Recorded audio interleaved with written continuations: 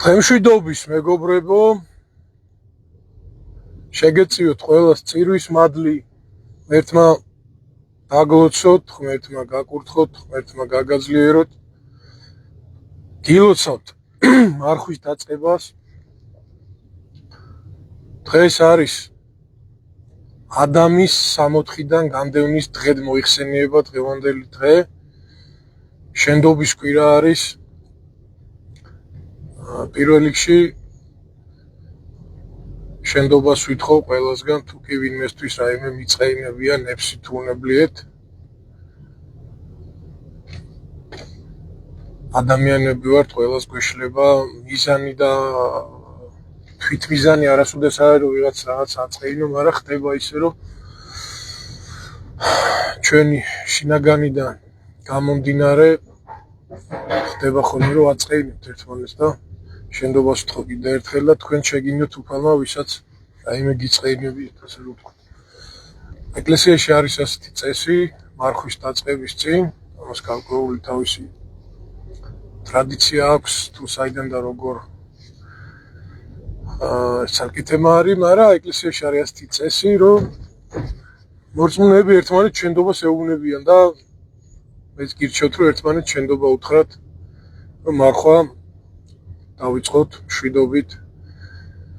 ღმერთმა მოგმადლოს მარხვა სინანულისა, საკუთარ თავში ჩახედვისა, ძალა მოგვეცეს უფლისაგან, რომ ჩვენ თავში ჩავიხედოთ, ჩვენ ცოდვებში ჩავიხედოთ და დავინახოთ და ვებრძოლოთ ამ ყოველივეს საკუთარ ნაკრულევანებებს და გამოსწორდეთ.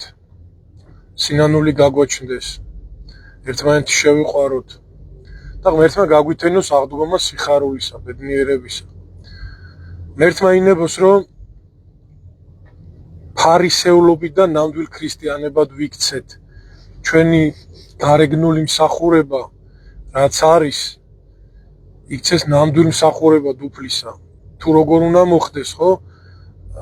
ამის შესახებ მამები გვასწავლიან, რომ ყველა ჩვენ გულებში უნდა ჩავიხედოთ და საკუთარი ცოდვები ვეძიოთ და საკუთარ ცოდვებს ვებრძოლოთ. აი ეს იქნება პირველი საფეხური, სინანული გაგვაჩნდეს და შემდეგ გამოსწორება დავიწყოთ. იმიტომ რომ სხვანაირად, ხო? სხვანაირად ისევ ფარისევლების დონეზე დავრჩებით, თუ კი პირით გეუბნები, რომ შემინდა და მაპატიო, მეთქი თავისთავად რაც არ გინდა მითხრა, მე უნდა გაპატიო, იმიტომ რომ შენდობას მეუბნები, უფალი ბრძანებს, რომ 70 გზის 7 ჯერ აპატიო ადამიანმა ყოველდღე რომ პატიება გთხოვოსო, კი ბატონო, მე უნდა გითხრა, რომ ღმერთმა შეგინდოს, მაგრამ არიან ადამიანები, რომლებიც სამწუხაროდ პირით გეუბნება, რომ შემინდეო და თან დანას გირთყავს და მაპატიო, ხო და მე კი შეგინდობ ამ შემთხვევაში, მაგრამ ღმერთისგან პატიებას ვერ მიიღებ, თუ კი სინანული არ აგაგ და ამ შემთხვევაში შენდობის არსი და აზრი იკარგება და აუცილებლად უნდა გვახსოვდეს, რომ შენდობა მივცეთ კიდევაც და ვინც ითხოვს შენდობას, ეს გააზრებული კონდეს რა. სამწუხაროდ არიან ადამიანები, რომლებიც ბუნებით მორიელს არიან დამსგავსებულები, იცით ალბათ ეგეთი. იგავარაკი რო არის კუდა მორიელისა, რომ რაც არ გინდა სიკეთე გაუკეთე, შენდობა კი არა ზედრო გადაყვევის, მაინც უნდა გიკბინოს და თავისი მოქმედება გამოხატოს, ის რაც გენად ექცა უკვე. ვიცით რომ რომელმაც მორიელი გადაარჩინა და წყლიდა როგორც კი ამოვიდა მაღლა, ეგრევე კბენა დაუწყო და რა საკეთებო და რა ვქნაო, ჯიში მაქვე ესო რა, სხვანაირად არ შემიძლიაო და მე ვიცით რომ ის მორიელი დაიხრჩო. ანუ ყველა ადამიანი, ვინც შხამი და ბოღმას ანთხევს, პირით შეიძლება გეუბნება შემინდეო, მაგრამ ზურგს უკან ისო კბენავს და ისო დანას გირთყავს. ნუ მე კი შევუნდობ და თქვენ შეუნდეთ ერთმანეთს, მაგრამ აი ის უნდა გათავისუფლდეს. ანუ ეს რატო მოვაყოლე, ხშირად არის ხოლმე ამაზე დისკუსია, რომ აი მამავა ეს ადამიანი კიდე იმას აკეთებს, კიდევ აგრძელებს და მე როგორ შევუნდო. ანუ სწორი ისე არის, ჩემო კარგებო, რომ თქვენ მაინც შეუნდეთ, ჩვენ მაინც შევუნდოთ, უთხრათ, მივცეთ შენდობა მაგრამ ის თუ მორიელის პოზიციაშია და მორიელის მდგომარეობაშია, ნუ ის მისი პრობლემაა და თუ შენდობა ითხოვა, უნდა მის თუ გეუბნება რომ შემინდე, შეიძლება ის ისევ კბენავს და ისევ ტკივილს გაყინებს, მაგრამ შენ შეუნდე და თუ ის ისევ აგრძელებს, იმას ღმერთი მოგითხოვს და შენ გაანებე თავი, იმიტომ რომ აგერ დღევანდელი სახარებაც ეგ იყო, რომ თუ თქვენ არ მიუტევებთ ერთმანეთს შეწოდებებს, მამა თქვენიც არ მოგიტევებთო იმას, რაც თქვენ გააქვთ ხო მის წინაშე. და ჩემ ძმას თუ მე არ ვაპატიე ის მორიელია თუ გელია თუ ტურა თუ რაც არის, მაშინ ღმერთიც არ მაპატიებს, იმიტომ რომ მე იმასთან შეიძლება მართალი ვარ, მაგრამ სხვასთან არ ვარ მართალი, ღმერთთან არ ვარ მართალი. ამიტომ შენდობის მნიშვნელობა ძალიან დიდი არის და ძალიან მნიშვნელოვანია, რომ ერთმანეთს შენდობა მივცეთ. და როდესაც სიტყვით უთხარი შენდობა, მაგრამ გულით ვერ პატიობ, გულში კიდევ რაღაცა ბრაზი და ბოხმა მაქვს, მესმის, ეს ადვილი არ არის, ძალიან ძნელია. და მე ყოველთვის შეუბნები ხოლმე ჩემ რეურსას და ყველას, რომ მოდი ლოცვა დაიწყე იმისთვის, იმ ადამიანისთვის, ვინც გაწყეინა, ვინც ცუდი გაგიკეთა. ღმერთო, დაიფარე და ცხონების გზაზე დააყენ და სინანული მიეცა. ეს თქვი და სანთელი აუნთ. და ნახავ როგორ სიმსუბუქეს იგრძნობ და გარკვეული დროის მერე შეიძლება ეს ადამიანი მოექცეს და ღირსეული ქრისტიანიც გახდეს, ხო? თუ გულისხმისყოფა ექნება, თუ თვითონაც ლოცვა დაიწყო და ასე შემდეგ გადმოდგოს ნაბიჯებს. რაც შეეხება იმას, რომ მე შენდობა მივეცი, მაგრამ ის ისე მორიელი დარჩა, დისტანცირდი მისგან. შენდობის მიცემა არ ნიშნავს იმას, რომ მე უფლება ვაძლიერო იმან ისევ დანამირთხას და ჩემი სისხლი წოვოს ჩემი ზურგიდან, ხო? არც ერთ შემთხვევაში შენდობა მიეცი, აპატიე, მართლა ეცადე, ილოცე მისთვის, მაგრამ გარკვეული დისტანცირება გააკეთე, ხაზი გაავლე, რომ მან ვეღარ შეძლოს ზედმეტი ტკივილის მოყენება და შენი სისხლის წოვა, იმიტომ რომ მორიელია ფიზიკურად. კიდე იყო ასეთი კომენტარი, ერთ ადამიანმა თქვა, რომ აიო სამშობლოს გამყიდველებსო, ღმერთის წრეებსო როგორ ვაპატიოთო შენდობას ვერ მიცემთ. მადლობა ამ კითხვის ავტორს და მე ამასთან დაკავშირებით ჩემი მიდგომა და დამოკიდებულება მაქვს. წმინდა ფილარეტ მოსკოველი არის, ხო? კი, ასე არის, რომელიც ამბობს ამ შენდობასთან დაკავშირებით ესეთი ფორმულირება აქვს და მე ვეთანხმები და მეც ესე ვცდილებ რომ ეზე მოიქცე. პირადი მტერი გიყვარდესო, სამშობლოს მტერსა ბრძოდეო და ღმერთის მტერი გძულდესო რა. ანუ პირადი მტერი არის ის, ვინც მე მაწყეინა პირადად მე შემეხო რაღაც შეურაცხყოფა და მაქსიმალურად უნდა ვეცადო რომ ყველას ვაპატიო, იმიტომ რომ ქრისტემ ყველას გვაპატია და ჯვარცმა გვაპატია, ხო და ყველა თითოეული ჩვენთაგანი ჩვენი წოდებით ღმერთს ჯვარზე გავაკრავთ. და როგორ და რატო არ უნდა ვაპატიო? მე უფლება არ მაქვს რომ არ ვაპატიო, თუ მithumetes ადამიანი მოვიდა შენდობა ითხოვა, არ მაქვს უფლება ამისი. მაშინ მე აღარ უნდა ვეზიარო თუ შენდობის მიცემა არ მინდა. და უცებრად ყველას უნდა ვაპატიო. მაგრამ სამშობლოს მტერიო გძულდესო და ებრძოდეო და სამშობლოს მტერია ყველა ვინც ჩემ მიწას ყიდის, ეს ქართულია თუ არა ქართულია, ვინც ჩემ მომავალ თაობას რყვის, ვინც ჩემი ქართველი ერი გახიზნა ჩემი სამშობლოდან, ვინც შეაჭირებს ქართველებს, აი ეს ყველანი არიან სამშობლოს მტრები და ამ ყველას მე ბრძოლას გამოვცხადო. და გამოვცხადო ბრძოლა და ებრძოლო კიდევაც ყველაფრისთვის, იმიტომ რომ ის რის გამოც ქეთევან დედოფალი, წმინდა ქეთევან დედოფალი ეწამა სისხლი დაათხია და დღემდე ჩვენ მოვედით ხო და გადავრჩით ხო, იმისი წართმევის და იმის შეურაცხყოფის და შებილწვის უფლება არავის არ აქვს და მე თუ ამის უფლება მივეცი და იმ მოტივით რომ ქრისტიანი ვარ და ვაპატიეო პირიქით, ამაზე პასუხისგება მომიწევს ღმერთის წინაშე რო წარდგები და მეტყვიან რომ შენ ვის რა პატიე, კაცო შენი წინაპართა სისხლით, წმინდა ქეთევან დედოფლის სისხლით მორწმული მიწის გაყიდო ვის აპატიე. ამაზე პირიქით პასუხი მოგვეკითხება.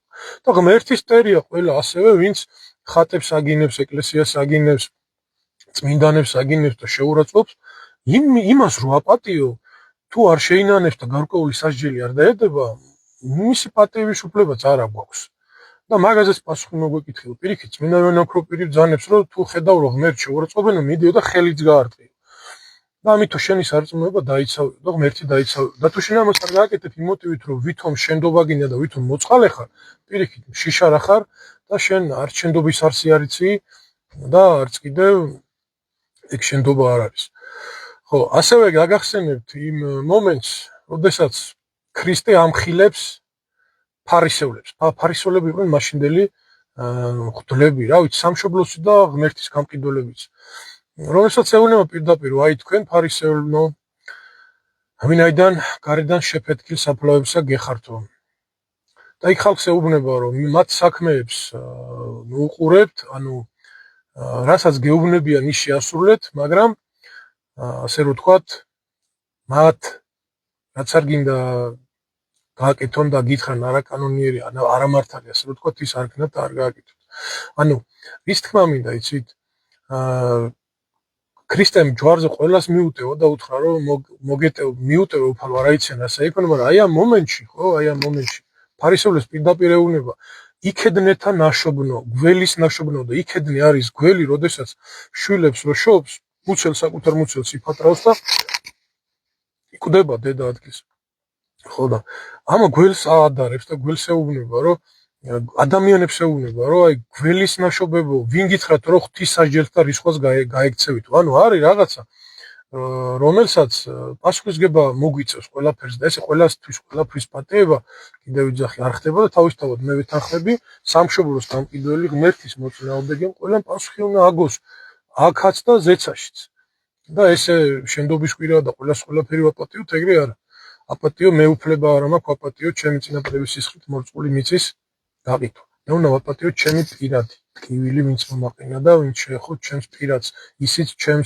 ჩემზეა და ისიც ძნელია რომ მოვითმინა და დავითმინა უნდა დავითმინა უნდა მოვითმინა მაგრამ უნდა ვაპატიო და რაც შეეხება ღმერთის ხატის შეურაცხყოფელს პასუხი უნდა მოკითხოს სამშობლოს კონკრეტულს პასუხი უნდა მოკითხო ეს არის ქრისტიანობა და უნდა დავიცვა ჩემი სიწმინდე ჩემი სამშობლო ჩემი ოჯახი ჩემი მეგობრები და პასუხი უნდა მოთხოვა ეს არის ქრისტიანობა რა ბევრი რომ ბევრს ეშლება ხოლმე ესა და ქრისტიანებს სავალდებულება რომ შენ ქრისტიანი ხარ და მოითმინე ეგრე არ არის ეს არსად არ წერია და ეს ლიბერალური აზროვნება არის და მიდგომა არის ასე რომ ვინც ჩემ მომავალ თაობებს გარყნის კიდევ ერთხელ ვიძახი და აგერ თაობა რომ დაგვიმახინდეს ამ ლიბერალური ცრუ ვაი განათლებით ქართველები რომ გახიზნეს ქვეყნიდან და რა ვიცი 1000 უბედურება ჩაიდინეს ნარკოტიკებით სათამაშო ბიზნესით ამ ყველა მოწამლეს ჩვენი ქვეყანა ეს ქართველია თუ არა ქართველია ჩემი ოჯახის წევრიც რო იყოს ის არის ჩემი და ღმერთის ტერი ჩემი პირადი კი რა ღმერთის ტერი არის და ქვეყნის ტერი არის იმას პასუხი უნდა მოეკითხოს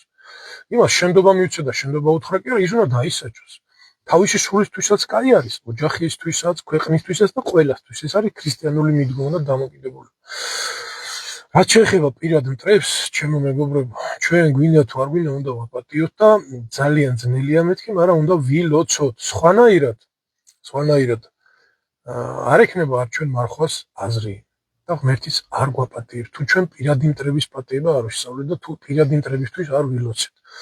ერთმა შეგვაძლებინოს, რომ სინანული გაგვაჩნდეს ჩვენ ცოდვებზე ვიფიქროთ და პირადი მტრებს თუ კი ვინმე რამეს გვაწყეინებს მათ პატევა მივცეთ და იმ ორიელებს რომელიც გეუბნება რომ აგერ მაპატიო მაგრამ აი აქ რო დგეხარო აი აქ იმ კედელს რო ეფარებიო და აი აქ მოვალ და შენი ციორას გიზაო ხო ძირს მოგითხრე და გულში შენ მოკლაზე რო ფიქრობს მაგ მორიელს რა უნდა გითხრა მორიელი იმიტომ რომ ჯიში და სისხლში ახლა მორიელობა მაგ მორიელს აპატიე მაგრამ მოერიდე დისტანცირდი და ახლა არ მიხვიდე მაგრამ პატივით მაინც აპატიე იმიტომ რომ არა გაკუფლება, რადგანაც გეუბნება, რადგანაც ღმერთმა გითხრა რომ შეუნდე შენ პირად მტერს, უნდა შეუნდო, მაგრამ მორიელი რო არის დისტანცირდი. ახლა არ მიხვიდე, ეცადე. ახლა არ მიხვიდე და ილოცე მისთვის. აი ეს არის სწორი პოზიცია. სხვანაირად ღმერთი არ გვაპატიებს ჩვენს და არც მარხვას აზრი არ ექნება. ეხლა მარხვის შესახებ ძალიან მოკლედ დავამთავრებ, მნიშვნელოვანი არის ძალიან მარხვის შენახვა. ადამის 64-დან განდევნის დღე არის თქო და როგორც გითხარით, ადამიანი 64-დან მარხვის დარღვევის გამოიდევნა, ხო და ნუ კიდე მე ღვთის ღმერთს დაუმალა, კიდე შეეძლო იქაც შეენანებინა და არ შეინანოთ, ამიტომ 64 დავკარგეთ მარხვის დარღვევით და უნდა დავიბრუნოთ მარხვითა და ლოცვითა.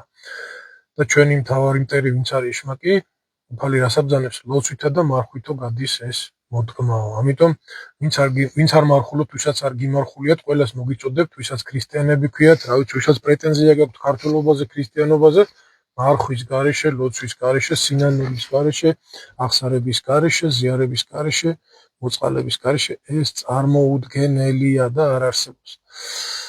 ასე რომ დავიწყოთ მარხვა, ღმერთმა დაგლოცოთ, ღმერთმა გაკურთხოთ, ღმერთმა ყველა სინანული მოგმადლოს და ძალა, რათა აი ის ცოდვები, რაც ჩვენში არის, ვებრძოლოთ, აღმოფხრათ და ღმერთმა გაგვითენოს აღდგომა სიხარულისა, სიყვარულისა და ჩახუტებისა ერთმანეთთან და ღმერთთან. იხარით და იდღეგრძელეთ.